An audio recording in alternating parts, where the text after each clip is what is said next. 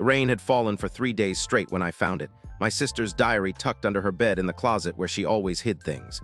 She died 2 weeks ago in that car crash the police called an accident, but holding the brittle pages, I knew something was wrong. The book felt heavy and cold in my hands like it had been waiting for me all along.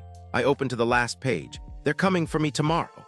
Her handwriting was shaky like she was scared. That's when I knew it wasn't an accident. I'd always thought she was just being dramatic after the crash, but this felt real. The diary started with her writing about feeling watched, months of it, even though we lived in a quiet neighborhood.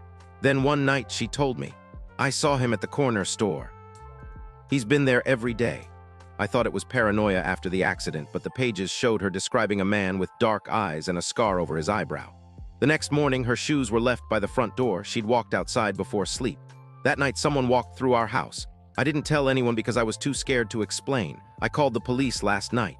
They said they'd check on Mr. Henderson, the neighbor who'd been acting weird lately. But this morning, he was gone. His car sat in the driveway and fresh footprints led straight into the woods. I found him at the park later that day, sitting under a tree. "You shouldn't have read that diary," he whispered, his voice trembling. "She wasn't supposed to die like that."